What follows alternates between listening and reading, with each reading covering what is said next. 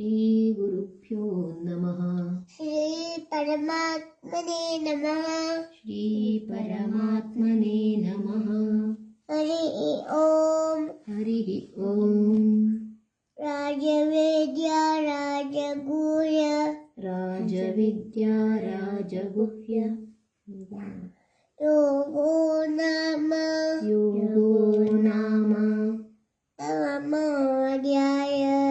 नवमोऽध्यायः।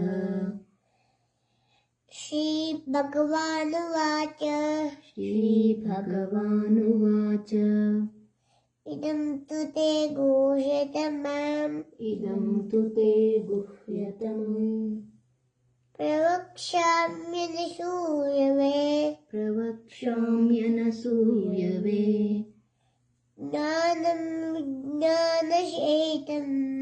ज्ञानं विज्ञानसहितं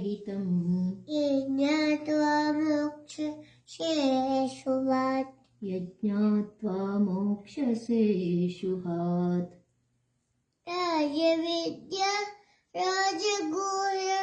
राजविद्या राजगुह्यं पवित्रमिदमुत्तमम्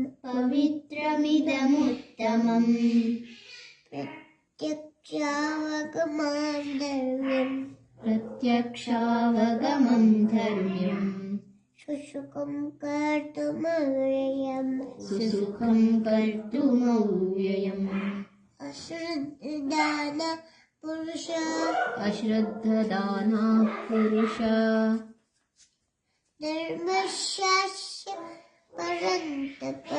धर्मस्यास्य परन्तप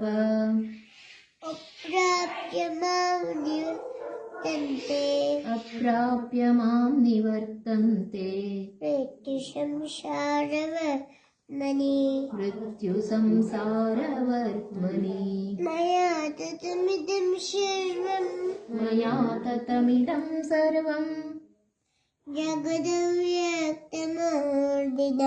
जगदव्यक्तमूर्तिना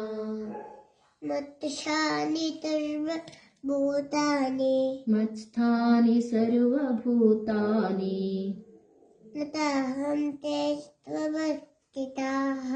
न चाहं तेष्वस्थितः न च मत्स्थानि भूतानि